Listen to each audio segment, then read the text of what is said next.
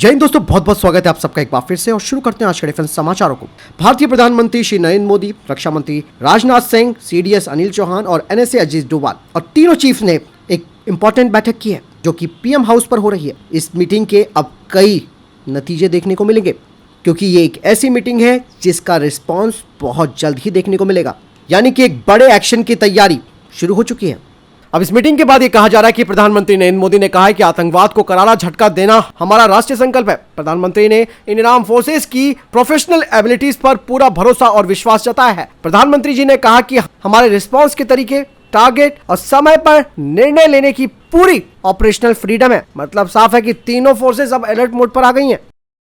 दोस्तों, पूरी दुनिया की नजर इस वक्त भारत और पाकिस्तान पर टिकी हुई है। हर कोई ये चाहता है कि दोनों के बीच एक बड़ी जंग हो। यहाँ पर एक बात समझने वाली है कि जंग जो है यानी कि वॉर एक अच्छा व्यापार माना जाता है हथियार डील का, लेकिन ये तैयारी काफी महंगी होती है।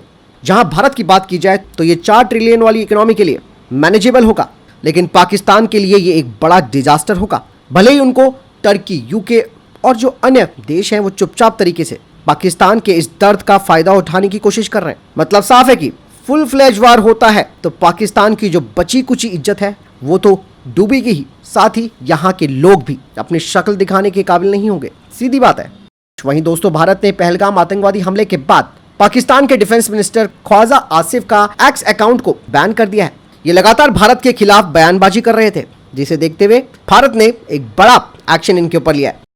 दोस्तों, पाकिस्तान की एयरफोर्स इस वक्त काफी तैयार है और वो अब अपने FD-2000 के साथ साथ HQ-16FE और HQ-9B सिस्टम को ऑपरेट कर रही है।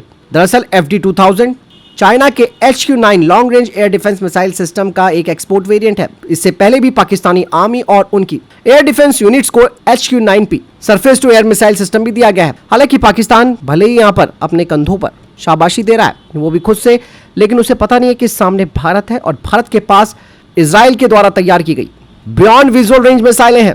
इन जाहिलों को यह समझाना पड़ेगा कि हम भारत के अंदर से ही मिसाइल हिट कर सकते हैं लाहौर तक। और अभी हाल ही में पता चला कि पाकिस्तानी एयरफोर्स ने एक वीडियो डाला है जिसमें कि देखा जा सकता है कि SpaceX का रॉकेट, मिलिट्री सैटेलाइट और S-400 उन्होंने हासिल कर लिया है। दरअसल दोस्तों, पाकिस्तान के पास जो चाइना का HQ-9 है उसकी सबसे बड़ी कमजोरी यह है कि इसकी लिमिटेड इंटरसेप्शन, और दूसरी तरफ भारत एंटी रेडिएशन मिसाइलों के स्टॉक को बढ़ा रहा है। मतलब साफ है कि HQ-9 को एक बड़ा खतरा है इससे। जहां S-400 का एक लेयर डिफेंस है, उसी के अपोजिट देखा जाए तो HQ-9 की रेंज भी काफी सीमित है, काफी लिमिटेड रेंज है। दोस्तों, पाकिस्तान का एक F-16 फाइटर जेट क्रैश हो गया है। पाकिस्तानी अखबार डॉन ने इस न्यूज को कवर किया, लेकिन बाद में इसे हटा दिया। कहा यह जा रहा है कि एक रूटीन एक्सरसाइज के दौरान यह फाइटर जेट दुर्घटना का शिकार हो गया। हालांकि पायलट सही सलामत पर इजेक्ट कर गए। इनकी तैयारियां देखो दोस्तों, मैंने कहा था ना कि इनके फाइटर जेट्स अब एक के बाद एक अपने आप ही गिरने लगेंगे। फिलहाल आपको क्या लगता है इस बारे में कमेंट सेक्शन में लिखकर जरूर बताइएगा। वहीं चाइना को दोस्तों भारत और पाकिस्तान के बीच मध्यस्थता यानी कि मीडिएशन कराने की बड़ी लगी हुई है। चाइना की तरफ से कहा गया है कि भारत को पेशेंस रखना होगा और दोनों देशों को शांति से बातचीत करनी चाहिए। चाइना को पता है कि जंग हुई तो उसका सिपैक बर्बाद हो जाएगा। एक तरफ इनका ग्वादर पोर्ट भी जाएगा, दूसरी तरफ POK भी जाएगा। बहुत चीजें जो अब चाइना को समझ में आने लगी है, इसलिए चाइना डायरेक्टली कोई सपोर्ट नहीं कर रहा है पाकिस्तान का। वहीं दोस्तों, कुछ अपडेट्स आई हैं जो बताती हैं कि आसिम मुनीर पाकिस्तान का तख्ता पलट करने की योजना बना रहे हैं। ऐसा लग रहा है कि पाकिस्तान के PM को हॉस्पिटल में भर्ती होने के लिए कहा गया है और जनरल मुनीर पाकिस्तान गवर्नमेंट को अपने हाथ में लेने की योजना बना रहे हैं। ये बात बिल्कुल क्लियर है। जनरल मुनीर पाकिस्तान में बहुत दबाव का सामना कर रहा है। इमरान खान जेल में है, साथ ही ISI के जो भी चीफ है वो भी अपने अपने वक्त में जेल में थे। यहाँ पर जनरल मुनीर पाकिस्तान के आवाम के लिए भी एक अनपॉपुलर व्यक्ति बन गए हैं। पाकिस्तान में जिस तरीके से प्रोटेस्ट हो रहे हैं, उसी चीज को देखते हुए पाकिस्तानी आर्मी के जो ट्रूप्स हैं वो रिजाइन दे रहे हैं और जनरल मुनीर अब ISI के चीफ्स के साथ बातचीत कर रहे हैं। वहीं पाकिस्तान की ISI काफी एक्टिवेट हो गई है। वो भारतीय लोगों से अब आर्मी ऑफिसर बनकर सेना के कैंप्स और जो मिलिट्री स्टेशन है उनसे ये जानने की कोशिश कर रही है कि भारत की क्या क्या मूवमेंट हो रही है। बाकायदा इसके लिए वो कॉल भी कर रहे हैं, इसीलिए अनजान नंबरों पर भरोसा ना करें। दोस्तों, पाकिस्तान की एयरलाइंस यानी कि पाकिस्तान इंटरनेशनल एयरलाइंस सिर्फ 8 रूटों पर चलती है। इनमें से उनका सबसे बड़ा प्रॉफिटेबल रूट है कराची, कोलालंपुर और लाहौर कोलालंपुर रूट, क्योंकि मलेशिया में इनके काफी साथी भी रहते हैं, आपको मालूम होना चाहिए। लेकिन इस हफ्ते इन फ्लाइटों का रास्ता डाइवर्ट कर दिया गया। भारत ने अपने एयर स्पेस को बंद कर दिया है, यानी कि अब पाकिस्तानियों पर एक बड़ा अकाल आने वाला है। भारत के ऊपर से सिर्फ 4 घंटे में इनके एयरक्राफ्ट पहुंच जाते थे, लेकिन अब उन्हें 10 घंटे लग रहे हैं, जिसके लिए उन्हें चाइना होते हुए जाना पड़ रहा है। और अब खबरें तो ये बता रही हैं कि पाकिस्तानी इंटरनेशनल एयरलाइंस ने ये उड़ानें भी बंद कर दी हैं। भारत के साथ पंगा लोगे, नतीजे अब देखो। पाकिस्तानी नेवी ने जैसे ही देखा कि भारत ने अपने INS विक्रांत को वापस पीछे भेजा हुआ है, तो ऐसे में पाकिस्तानी नेवी ने अपनी तैयारियां बढ़ा दी हैं। कुछ सैटेलाइट इमेजेस से पता चलता है कि अरेबियन सी में पाकिस्तानी नेवी की काफी गतिविधियां देखी जा रही हैं, जिसमें कि ग्वादर और ओरमारा के पास उनके फ्रिगेट्स, कॉर्वेट्स और रिप्लेनिशमेंट टैंकर्स देखे जा रहे हैं, जिनमें से अधिकांश जो फ्लीट है वो कराची में डॉक की गई है। हालांकि ये डिप्लॉयमेंट काफी नॉर्मल है।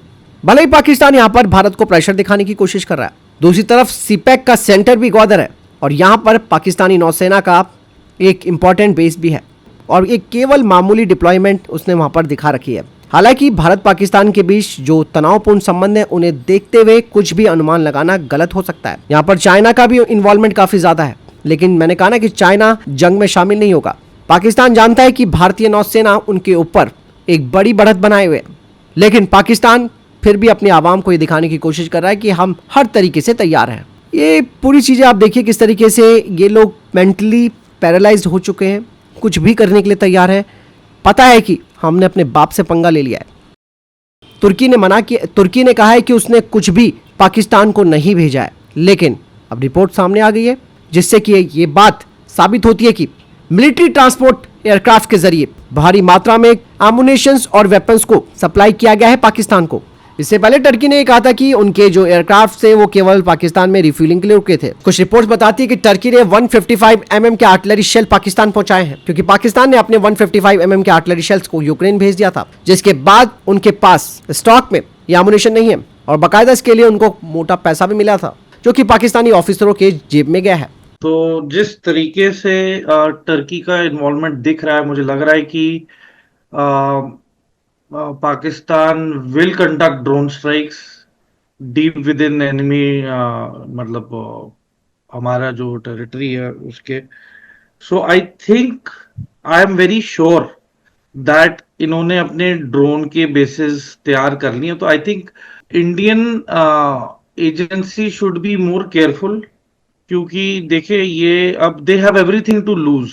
तो कहते हैं ना, मरता क्या नहीं करता, कि जब कुछ गेन होना ही नहीं है तो इससे अच्छा है कि, है ना, मरो पर लेके मरो, वो वाली बात है। तो पाकिस्तान को फर्क नहीं पड़ेगा क्योंकि वो पहली कर्जे में है, उसकी कोई रिस्पॉन्सिबिलिटीज अब बची नहीं है। ठीक है, पार्टीशन के कगार पे है, कंगाल वो हो चुका है।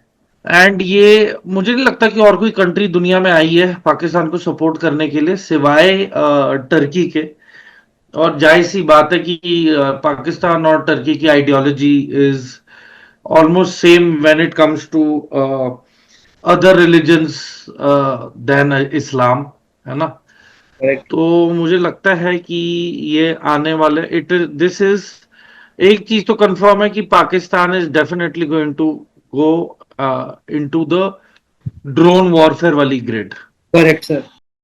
भारत के डर से पाकिस्तान ने रावलपिंडी, इस्लामाबाद और कराची में अपनी एयरफोर्स की गश्तें बढ़ा दी है। पाकिस्तान को डर ये भी लग रहा है कि अगर उसने थोड़ी सी भी ढील की तो भारत कभी भी उसका नेवल ब्लॉकेज कर सकता है। रावलपिंडी और इस्लामाबाद में पाकिस्तान के राजनीतिक और मिलिट्री हेडक्वार्टर्स हैं और यहीं से पाकिस्तान अपने अवाक्स एयरक्राफ्ट को ऑपरेट करता है। अगर भारत ने इन्हें भी निशाना बनाया तो पाकिस्तान के जो टॉप मिलिट्री और पॉलिटिकल नेता हैं वो प्रेशर में आ जाएंगे। इवन उन्हें अपने अवाक्स से भी हाथ धोना पड़ सकता है।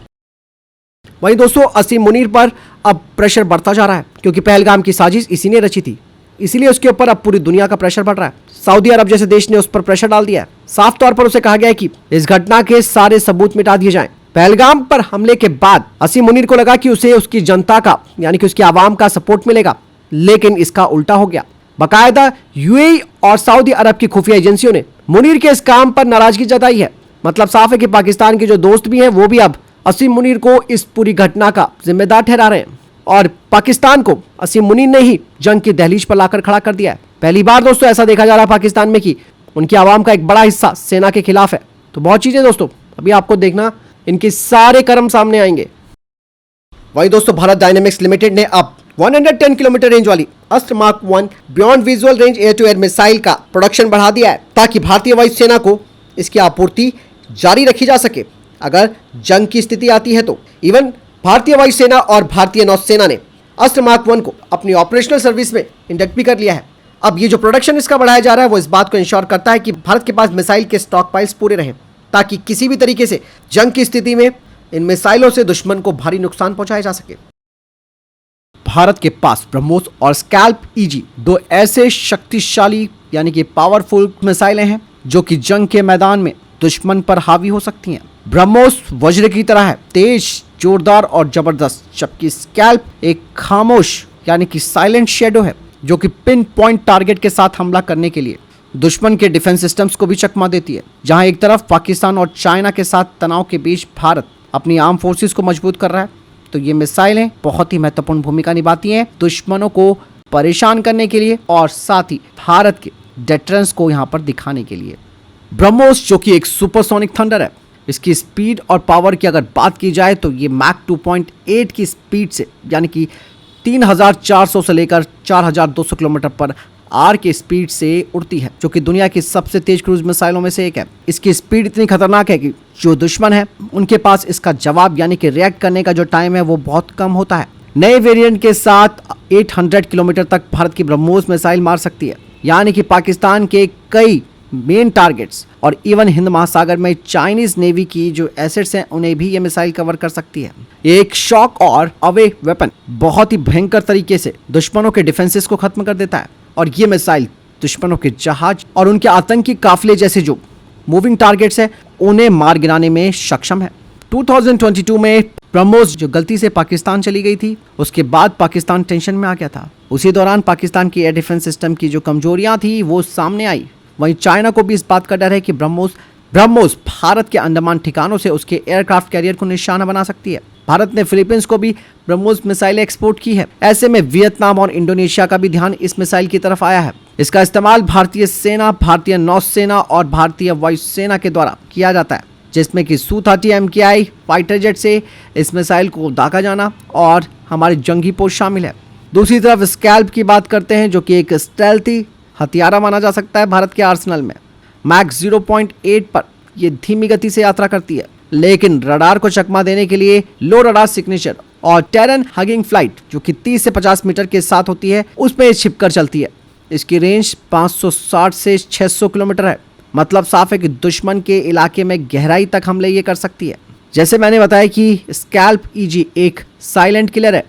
यह अपने 450 किलोग्राम के ब्रोएक वॉरहेड के जरिए दुश्मनों के हाई वैल्यू और हार्डन टारगेट्स जैसे कि बंकर्स और कमांड सेंटर्स को खत्म कर सकती है।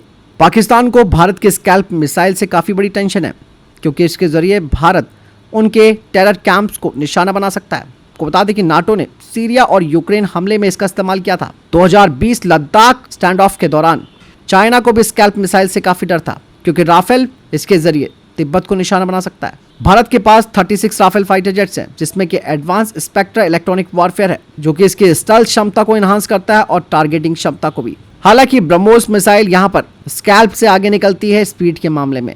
मतलब साफ है कि दुश्मन के पास रिएक्ट करने का टाइम कम होता है, लेकिन स्कैल्प पूरी तरीके से अपने आप को बचा लेती है दुश्मनों के रडार से, जिससे कि चाइना के YLC-8B जैसे रडार सिस्टम इसके आगे बेकार हो जाते हैं। ब्रह्मोस मिसाइल की यहाँ पर जो लाउड प्रेजेंस और रेपुटेशन दुश्मनों को इससे होने वाले नुकसान से डराती है, जबकि स्कैल्प इनविजिबल होते हुए दुश्मनों को उलझन में डाल सकती है। ब्रह्मोस को मोबाइल या फिर समुद्री लक्ष्यों के खिलाफ ऑपरेट किया जा सकता है, लेकिन स्कैल्प एक आइडियल मिसाइल है फिक्स्ड फोर्टिफाइड टारगेट जैसे कि बंकर्स को खत्म करने के लिए। 200 से ज्यादा ब्रह्मोस मिसाइलें और 300 से ज्यादा स्कैल्प मिसाइलों के साथ भारत के पास एक घातक यानी कि डेडली मिक्स है। ब्रह्मोस दुश्मनों के डिफेंस को भेज सकता है, जिससे कि स्कैल्प के लिए अपने मेन टारगेट पर सर्जिकल स्ट्राइक करने का रास्ता साफ हो जाता है। और ये भारत की किल वेब स्ट्रेटेजी का ही रूप है, जहां राफेल, सुखोई 30 MKI और दूसरे प्लेटफॉर्म कोऑर्डिनेटेड अटैक्स के लिए वायु लिंक का इस्तेमाल करते हैं। वायु लिंक के जरिए रियल टाइम का डेटा शेयर करते हैं, और ऐसे में ब्रह्मोस की पावर और स्कैल्प की स्टेल्थ पावर मिलकर भारत को दुश्मनों पर बढ़त दिलाती है। और अगर कोई संघर्ष होता है, चाहे चाइना या पाकिस्तान के साथ, भारत का ये कॉम्बो पैक तैयार है। फिलहाल इस बारे में आपको लगता है कमेंट सेक्शन में लिखकर जो बताएगा। वीडियो को लाइक और शेयर कीजिएगा। जय हिंद, वंदे मातरम। वहीं भारत की एरोनॉटिकल डेवलपमेंट एजेंसी अपने तापस और Archer NG medium altitude long endurance UAV के लिए एडवांस डिटेक्ट और अवॉइड सिस्टम को डेवलप कर रही है, ताकि कॉम्प्लेक्स एयर स्पेस में सेफ नेविगेशन को इनेबल किया जा सके, जिसके लिए अब इन UAVs पर मल्टी सेंसर सूट्स जैसे कि TCAS, ADS-B, mode S transponders, ड्यूरग्ड रडार और नोवल सेंसर्स जैसे कि EO कैमरा और लाइडार लगाए जा रहे हैं, जो कि इस बात को इंश्योर करेंगे कि किसी भी तरीके के ऑटोनॉमस कोलाइजन अवॉइडेंस से बचा जा सके और इस टेक्नोलॉजी से beyond visual line of site मिशनों को सक्षम किया जा सकता है।